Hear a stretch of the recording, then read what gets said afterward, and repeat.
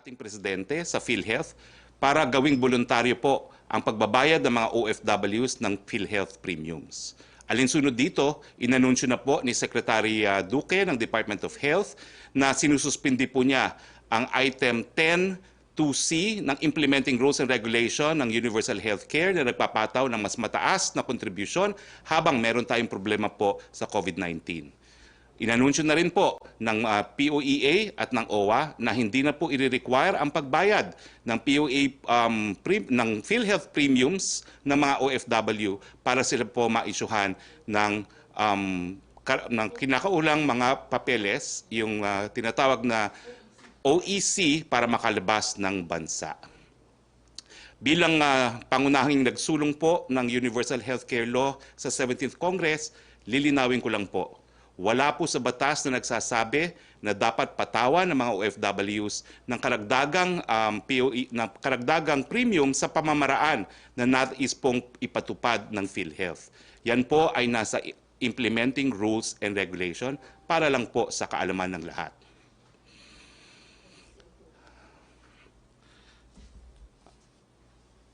A4 na po tayo ng Mayo. Ika-4 na araw mula na ma-lift ang Enhanced Community Quarantine at mapairal ng General Community Quarantine sa iba't ibang lugar sa ating bansa.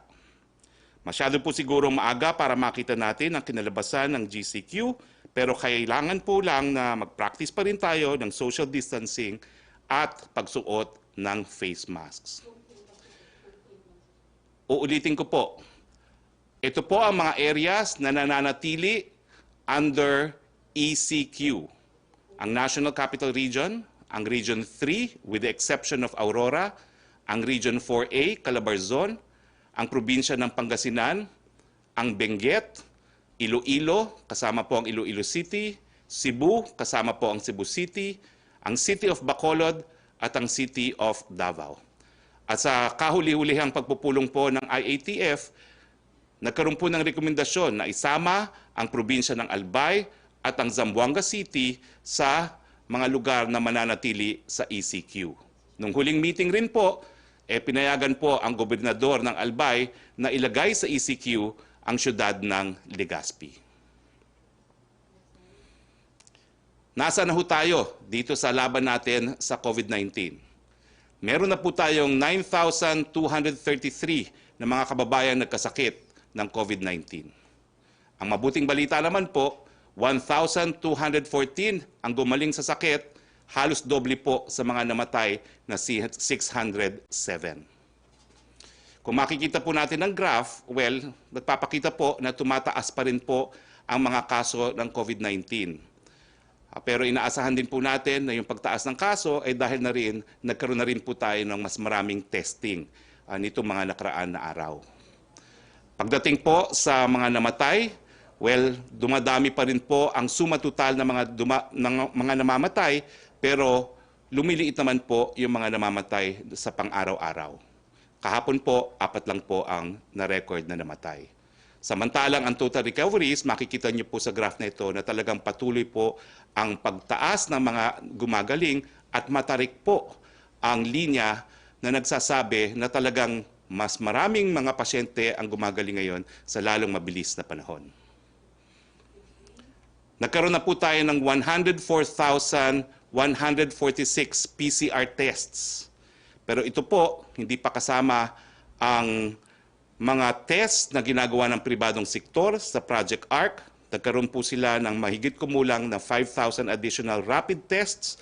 At sa Maynila alone po, no? Sa Maynila, dun sa 2 lugar sa Maynila, sa Sampaloc at sa Tondo, nakadiscover po sila ng 94 cases na positive at saka 107 cases na positive sa Tondo, and they will be subjected to PCR testing as well. Meron na po tayong 15 We Heal as One centers dito po sa Metro Manila at mga karatig na probinsya. Ito po ang Philippine Arena Quarantine Facility na nagsimula po na mag-operate noong April 30, 2020. Ito po yung Ninoy Aquino Stadium Quarantine Facility na sa ngayon po ay meron ng 90 admitted cases. Ginagamit na po. At marami na rin pong gumaling dyan sa Ninoy Aquino Stadium. Yung World Trade Center Quarantine Facility naman po ay ngayon po merong 384 na mga Pilipinong mga OFWs na naka-quarantine po ngayon dyan sa World Trade Center. Balitang IATF, ang National Task Force Against COVID-19 po ay humingi ng 1 linggong temporary suspension for all international airports inbound flights effective May 3, 2020. Ang dahilan po, meron na po tayong mga 20,000 na mga OFWs na nakauwi at rini-require na po silang lahat na magkaroon ng PCR.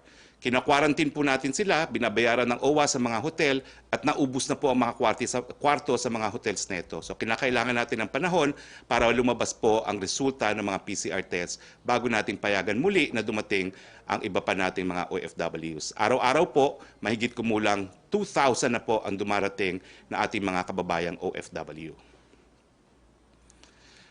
Balitang IATF din po, na-approve na po yung Resolution number 31, gaya na akin sinabi kanina, nagre-rekomenda po na mapasailalim pa sa ECQ ang probinsya ng Albay at ang syudad ng Zamboanga, pero inaantay po natin ang approval ng ating presidente dito. Mabuting balita po, no? Nagdesisyon din po ang IATF na irekomenda sa presidente at alinsunod naman po ito sa kagustuhan ng presidente na mabigyan ng lahat ng nangangailangan. Magbibigay pa po tayo ng ayuda sa ilalim ng Social Amelioration Program sa 5 million, hindi lalampas sa 5 million na karagdagang pamilya doon po sa first tranche ng SAP.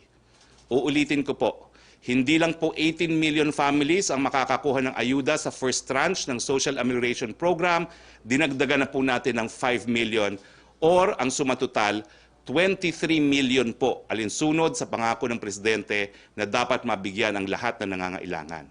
Pero humihingi po ako ng inyong pag-intindi. Bagamat 5 million po yan na additional na pamilya na mabibigyan ayuda sa first tranche, ang kanulayan po, marami pa rin magrereklamo na dapat sila mabigyan. Pero 5 milyon na po yan dahil narinig ng presidente ang iyong kahilingan. Para sa second tranche po ng SAP, inirekomenda po sa Office of the President na bigyan pa rin ng ayuda yung mga lugar na nasa ilalim ng ECQ, pero ito po ay inaantay ang approval ng ating presidente.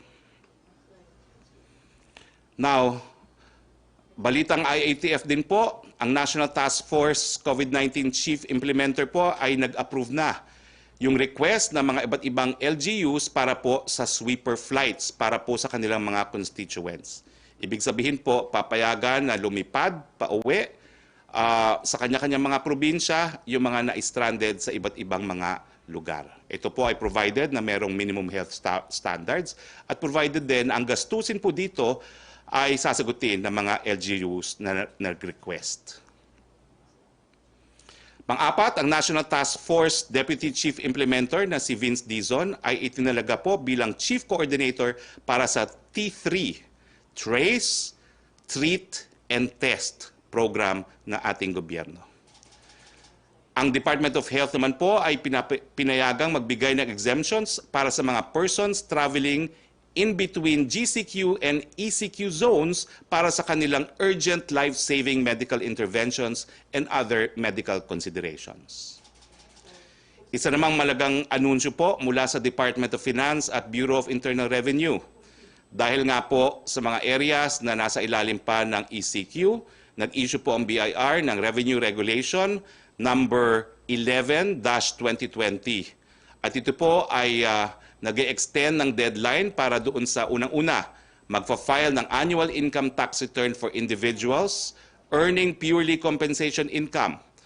Ang naunang deadline po niyan ay April 15, dahil sa ECQ, ito po ay June 14, 2020. Yung deadline po para sa annual income tax return for individuals, including mixed income earners, estates, and trusts, ang original deadline, April 15, inusog po natin to July 14, 2020. Ang annual income tax return po for individuals earning income purely from business and profession, original deadline po ay April 15, 2020. Ngayon po ay July 14, 2020. Dito naman po tayo sa good news. Unang-una, nagkaroon po ng report ang prestigiyosyong magazine na The Economist. At ang sabi po ng The Economist, ang Pilipinas daw po ay pang-anim sa emerging economies na merong high level of financial strength. Ibig sabihin, malakas po ang ating ekonomiya. Ang Pilipinas po ay pangatlo sa Asia at nangunguna po sa ASEAN. Kasama rin po sa top 10 ang iba pang ASEAN countries na pinangungunahan po ng Thailand na number 7 at iba pang Asian countries kasama na ang Saudi Arabia, Bangladesh at China. Congratulations po, Mr. President, and to the entire economic team. At syempre po, kami po ay binabati ang ating His Eminence Cardinal Luis Antonio Tagle sa kanyang pagtatalaga bilang isang Cardinal Bishop. Ito po ang pinaka-highest title ng isang kardinal sa simbahang Katolika. Ang tagumpay niyo po, Your Eminence, ay tagumpay ng buong sambayanang Pilipino. Maraming salamat po sa karangalan and congratulations. Questions? Joyce of DZMM. Yes, good afternoon po, Secretary. Sir, just to be clear on government policy on relief operations, I believe na balitaan nyo rin po this weekend na aresto po si former Senator Jinggoy Estrada dahil hindi daw po siya nakipag-coordinate sa LGU at wala po siyang hawak na quarantine pass when he gave out free bangus sa mga taga San Juan. Ito po ba ay dapat po na ginawa, inaresto si former Senator Estrada? Alam niyo po, pinapaubaya na po namin yan sa mga nag-enforce ng ECQ dyan po sa San Juan. No? At ang balita ko naman po, ayon sa PNP, binigyan po ng stern warning si dating Senador Estrada. We leave it at that. Some are saying po kasi, Secretary, nakikiusap po kami doon sa nais magkawang gawa, makipag-coordinate po tayo sa LGUs dahil doon sa pagbibigay po ng ayuda sa ating mga kababayan, kinakailangan naman po magkaroon ng safeguards na hindi po magkumpul-kumpulan at magdagsain kayo ng mga taong bayan. No? Kinakailangan magkaroon ng mga hakbang para masigurado ang social distancing habang namimigay ng ayuda. Some are saying, Secretary, that this is an issue of politics in San Juan City. May panawagan po ba ang palas sa LGUs in terms of politics sa mga ganitong panahon na meron tayong kinakaharap na pandemic? Ang panawagan po ng Presidente sa buong sambayanan, isang tabi po muna natin ang politika habang nandito yung krisis sa COVID-19. Okay.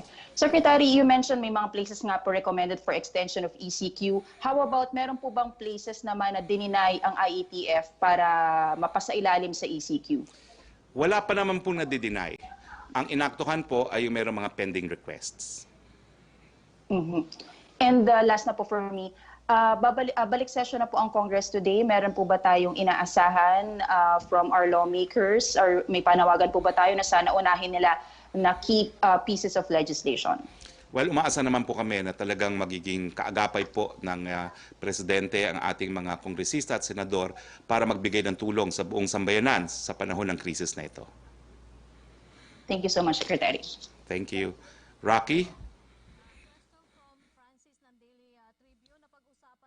Hindi kita naririnig, Roque. Ang posibleng pag-lift ng ECQ sa National Capital Region by city po mismo. Natanong po ito kasi may ilang cities daw po sa Metro Manila ang mataas pa rin ang COVID-19 cases like Quezon City and Manila. And there are fears from some na baka daw po ma-lift na ang ECQ sa mga syudad na ito, mas tumaas daw po ang COVID-19. Ano po ang take dito ng IATF? Well, bilang tagapagsalita po ng IATF, wala pa pong desisyon kung ano mangyayari pagdating ng 15 ng Mayo. Ang desisyon po ay nakabase sa siyensya at nakabase po doon sa ating ekonomiya. Habang hindi po sapat ang ating kapasidad na magbigay ng medical attention doon sa posibleng mga magkasakit, ay baka hindi pa po ma-lift ang ECQ. Pero binabalanse rin po natin yan doon nga sa karapatan ng mga mamamayan na magkaroon ng hanap buhay. Siguraduhin lang po natin na kaya natin bigyan ng lahat ng magkakasakit ng medical attention dahil hanggang ngayon po wala pang bakuna, wala pang gamot din sa COVID-19. Pero wala pa pong desisyon dahil pang-4 na araw pa lang mula po nagkaroon ng 2-week extension ang ECQ. Titingnan po natin ang datos. Yung second question niya, if ever lang po daw na mag-decide ng IATF na mag-GCQ ang NCR, do we expect activity sa Palace on Monday, May 18? Status quo pa rin po ba o virtual presser pa rin tayo? Wala naman po ako nakikitang problema dito sa virtual pressers na ginagawa natin. Trish, CNN? Secretary, good afternoon po. Sir, I'd like to ask for your din po sa PhilHealth. I understand suspended na po yung yung pagtataas po ng contributions sa OFWs. But sir, ibig sabihin suspended, pero in the long run, sir, sisingilin pa rin po ba sila? So many OFWs and different groups are reacting to this na sabi po, nasasaktan masyado yung OFWs dito sa pagtataas na ito. Ano pong, is there any possibility na completely hindi na po matuloy itong pag-increase ng contribution sa OFWs? Well, sa ngayon po, habang meron tayong krisis, ang naging desisyon ng Presidente, wag na muna tayo magpataw ng karagdagang pahirap, no, sa ating mga OFWs. Lalong-lalo na sa panahon na napakadami sa kanila ang nare-repatriate at nawala na rin ng trabaho. Now, whether or not mapapatataas po yan, well, realidad po na ang isang insurance system ay kinakailangan nakabase po sa actuarial science. Ang linilinaw ko lang po ay unang-una, ang pagtaas po ay hindi 3%. It's only 0.5%. Hindi po 3%. At pangalawa, nakasaad po sa batas na ating sinulong na kapag hindi nakapagbayad ng premiums, hindi po yan dahilan para mawalan ng benepisyo. So kahit anong mangyari po, sagot po tayo ng Estado dahil alinsunod po ito sa obligasyon ng Estado na magbigay ng karapatan ng kalusugan sa lahat ng mamamayang Pilipino. Secretary, on another topic, today is May 4, and ngayon po yung araw na mag-expire yung franchise ng ABS-CBN. What can we expect when 12 midnight strikes? Will they go off-air? And at the same time, sir, over the weekend, Solgen Calida has warned the NPC against issuing a provisional authority to ABS-CBN.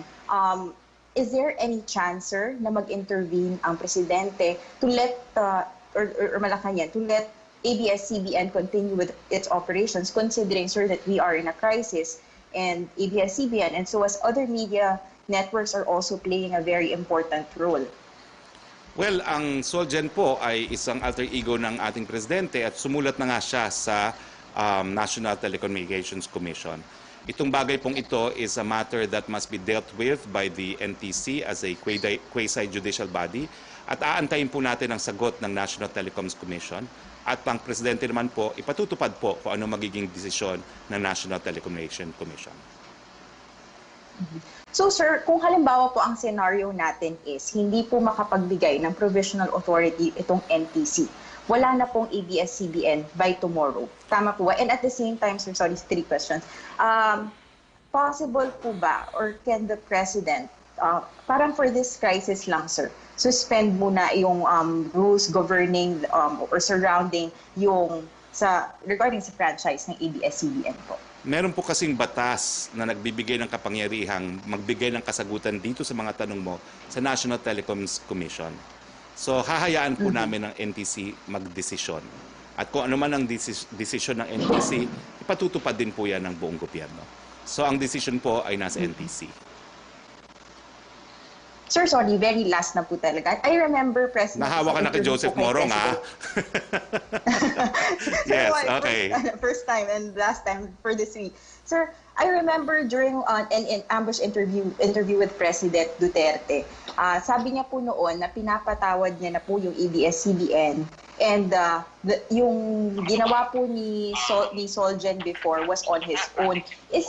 At this time, sir, is the President acting or is the Solgen acting on his own when he warned the NTC? Kumbaga, wala pong kinalaman si Presidente doon sa naging recent action ni Solgen Calida. Well, ang alam ko po ay yung alam nyo rin na napatawad ng Presidente ang ABS-CBN.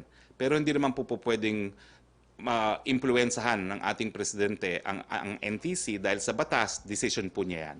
Decision po ng komisyon yan at hindi naman po pwedeng pangunahan ng Presidente ang NTC pagdating sa isyong ito. Hayaan na muna natin magdesisyon ang NTC.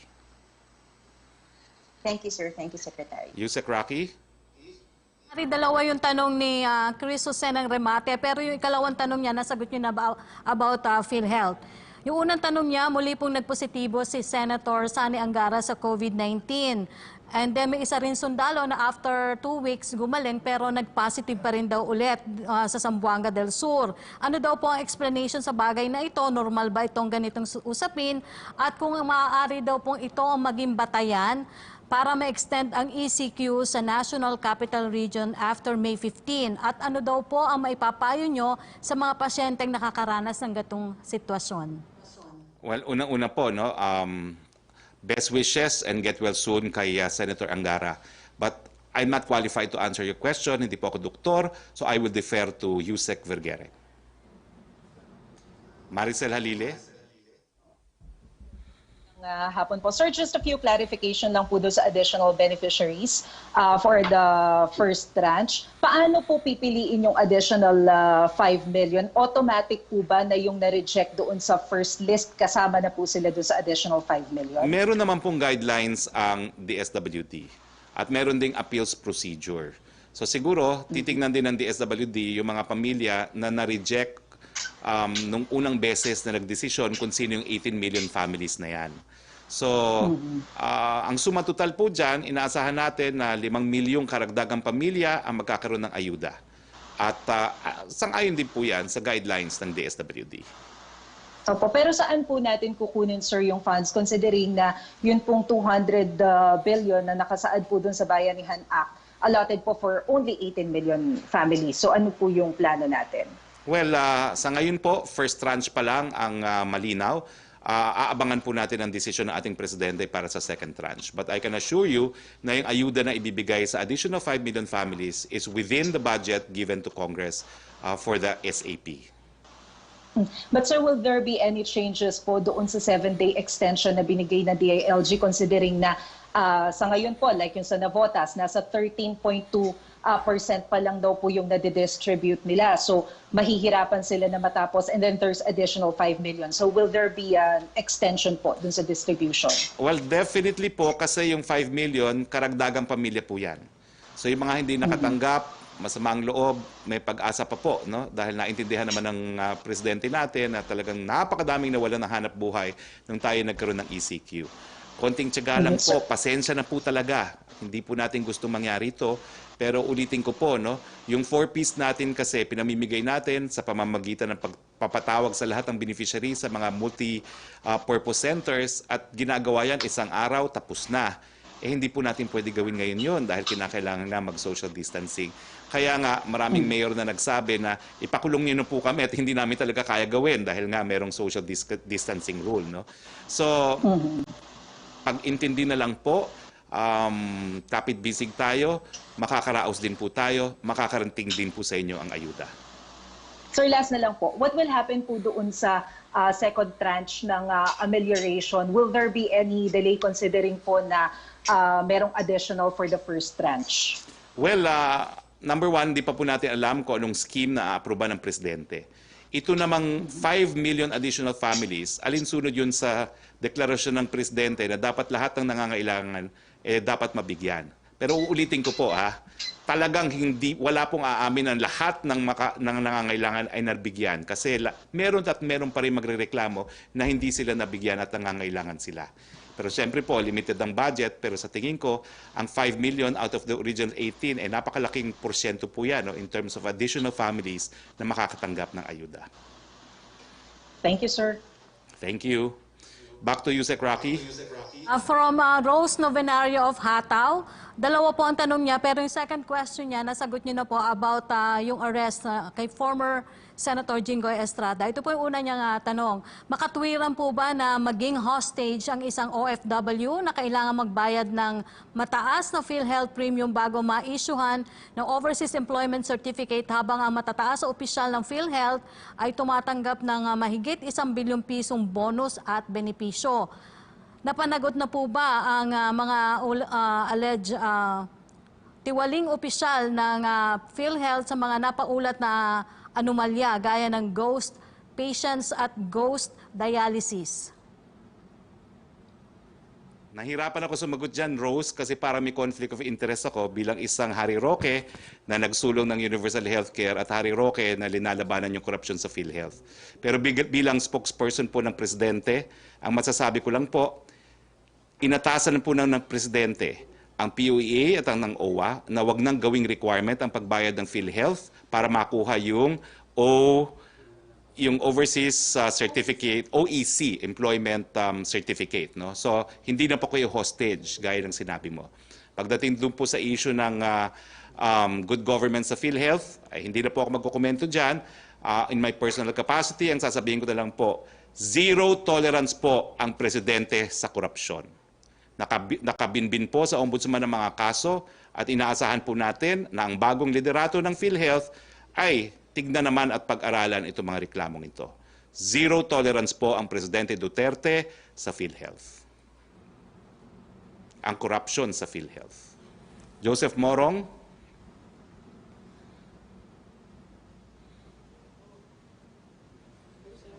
Joseph. Hello, sir. Yes, sir. Mr. Last Question. Kamusta ka Sir, na? first subject. Ayos na. Sir, first subject, first of maybe three. First subject, sa SAP, no? You said that the President added 5 more million ng families. How much will this entail? Well, di po ako magaling sa multiplication, pero that's 5 million times 5 to 8,000 per recipient. 5 to 8,000. Okay. Sir, dati, before yung ibang mga provinces nilagay sa GCQ, ang sabi ng IATF, kayo, no, ng Malacañang, is that itututok yung SAP sa ECQ areas na lamang. Ibig bang sabihin ito, sir, na yung mga nasa GCQ now will not receive SAP anymore? Wala pa pong desisyon na pinal, pero mukhang ganun po tayo patungo kasi binuksan na naman po natin ang ekonomiya ng mga lugar na nasa ilalim ng GCQ at pwede na maghanap buhay yung mga mamamayan natin sa GCQ areas. Okay, so sir, wala na, pwede o wala na yung sa GCQ areas? Hindi pa po pinalian, pero po pwedeng mangyari po yan dahil nga po dinamihan natin yung mga makakakuha ng ayuda sa SAP, naging 23 million instead of 18. So at syempre po yung superseding event ay pwede na maghanap buhay yung marami nating mga kababayan under GCQ. Sir, just last on this topic, no? Bakit ganun? Whose fault is it na may mga nagrereklamo pa rin na hindi nakakatanggap ng SAP this late in the game? Tapos na tayo sa isang buwan, more than 1 month. Alam mo, we have to go beyond finger pointing.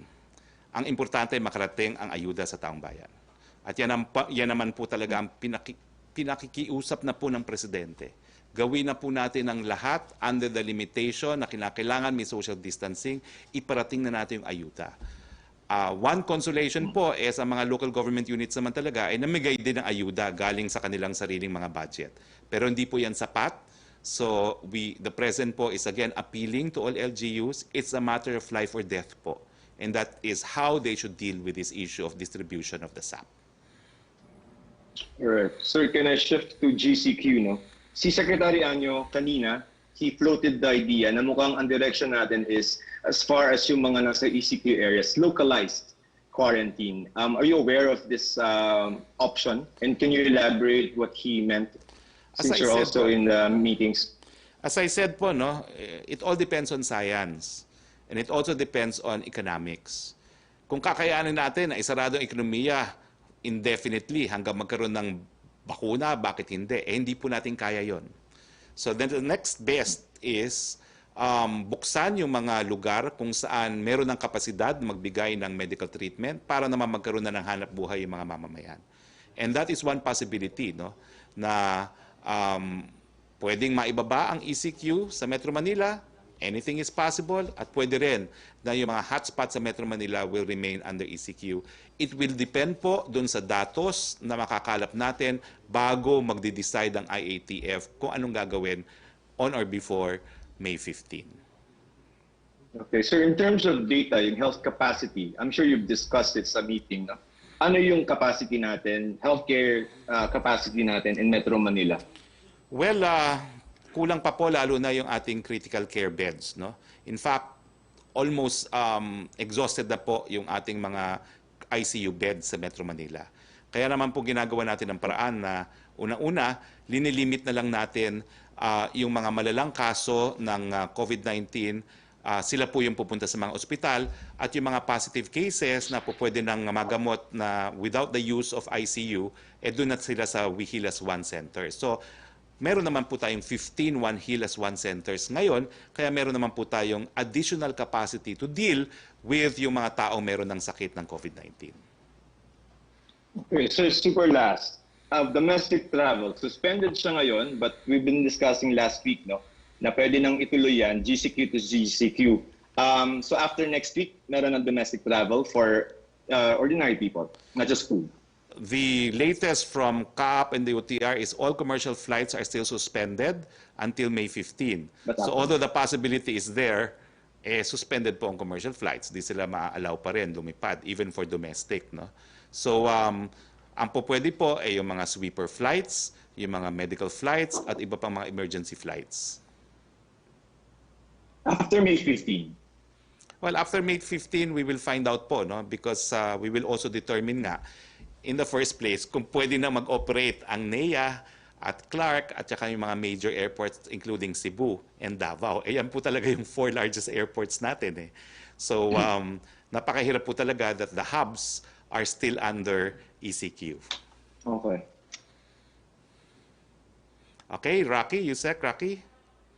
From Belia Carriazo ng Bandera, may isa daw pong netizen ang lumapit sa kanila at inireklamo ang nangyaring anomalya sa pagkuha ng social amelioration program sa kanilang barangay sa Caloocan City. Ayon sa reklamo ni Nicole Longkop, may ibang kumubra daw po ng 8,000 na ayuda ng kanyang 49-year-old na nanay na pumunta raw ang nanay niya para kunin ng 8,000 sa isang barangay. Noong April 28, sinabi ng namimigay ng SAP na may pumirma na at kumuha ng ayuda nila. Hindi daw sila pinakinggan ng namimigay sa kanyang reklamo. Kahit daw po barangay ay hindi siya pinapasok na magreklamo siya. Tinangka daw po nilang tumawag sa DILG para magreklamo pero wala umanong sumasagot sa telepono hanggang sa naubos na lang daw po yung load nito. Taliwas daw po ito sa mga sinasabi ni Pangulong Duterte na magsumbong basta't may reklamo. So, ano daw po yung magagawa dito ng Malacañang? Humihingi po sila ng tulong sa Malacañang kung ano ang dapat gawin. Well, kung sino man yung nagtanong sa media, maraming salamat. Sa iyo na po kami makipag-ugnayan para masigurado na maaktuhan ito ng DILG, pero sigurado po gagawa ng kaukulang hakbang ang DILG para parusahan kung sino pong gumawa nito. So sa amin na po kayo makipag-ugnayan kung hindi nyo may reach ang DILG, and we will make sure na magkakaroon po ng aksyon ng DILG. Pero hindi po yan kinukonsente ng ating presidente. From Eileen Taliping ng Abante Tonight, is there a chance for the left out of PWD, senior citizens and single parents to be included in the second list for SAP? Apparently, marami umanong hindi nakatanggap ng cash assistance na dapat sanang makatanggap pero hindi daw allegedly na isama sa listahan ng DSWD.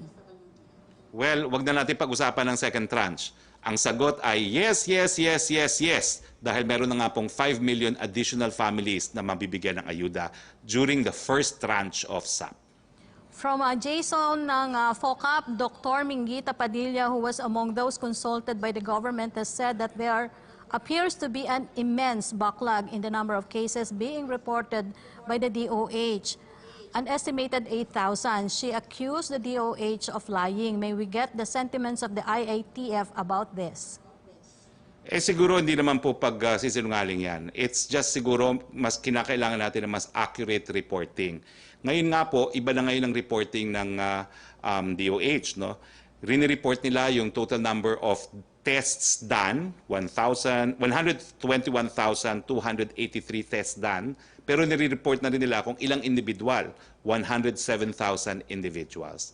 Meron din pong proposal na Alam nyo, kaya rin tumataas yung figures ng mga new cases of COVID kasi nagsuswab tapos tumatagal ng 3 hanggang 4 na araw yung resulta. So pag nag-test ng positive, ire-record lang siya after makuha yung positive test. So isang rekomendasyon ay pag nag-positive ang isang tao, i-record yung additional case na yon dun sa petsa kung saan siya kinuhanan ng swab para mas accurate. Nang hindi naman tayo nagugulanta na biglang tumaas yung figure. Yung pala, dahil lumabas lang yung results ng swab testing. No? So, yun lang po. No? At ito ang dahilan kung bakit tinalaga po si BCDA President Vince Dizon at buong buo naman po ang tiwala ng buong IATF at ng Presidente kay Vince Dizon para maging T3 SAR, Test, Trace, and Treat. Pagtiwalaan po natin si Ginoong Vince Dizon na dami pa niya ang testing capacity ng buong bayan, hindi lang po ng gobyerno, pati po ng pribadong sektor. From Pia Gutierrez, ABS-CBN, follow-up lang po about their franchise. What is Malacañang's stand on the issue? How do you see the threat given by the Office of the Solicitor General that they may be prosecuted under the Anti-Graft and Corrupt Practices Act if they issue PAs to ABS-CBN and ABS-CBN convergence despite DOJ opinion that there is basis to allow broadcast entities to continue operating while their bills for franchise renewal remain pending in Congress? Well, nasagot ko na po yan, pero I will say it in another way siguro. We will apply the exhaustion of administrative remedies.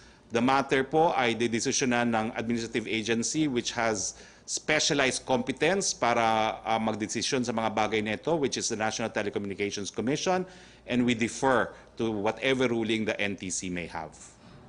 From Angel Ronquillo and Joe Montemayor, may report daw po yung DILG, May 16, posibleng malagay na yung ibang lugar dito sa Metro Manila sa GCQ.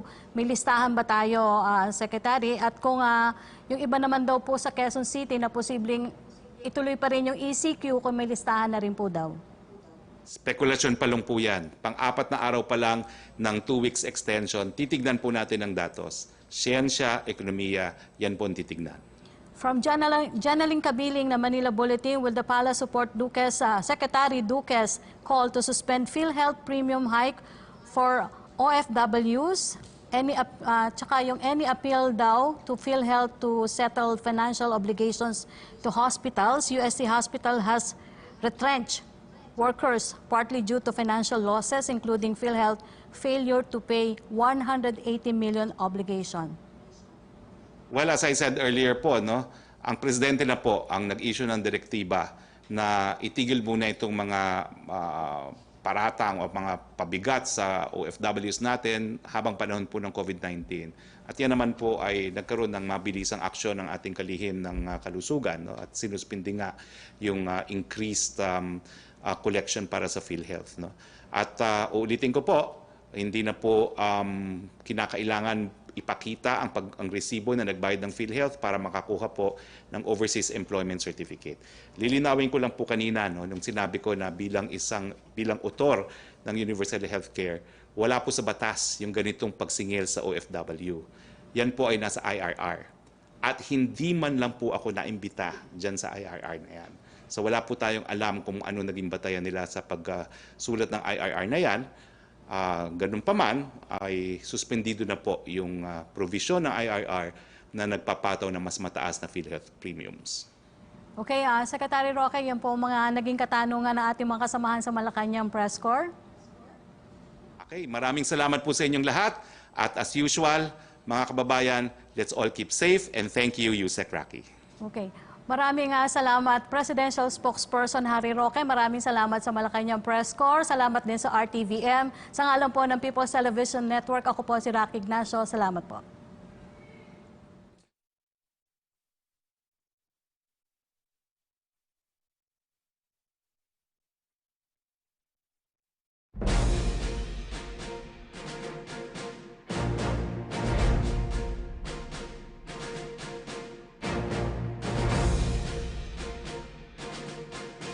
Alamin ang mga sektor na magbubukas sa mga lugar na nasa ilalim ng General Community Quarantine.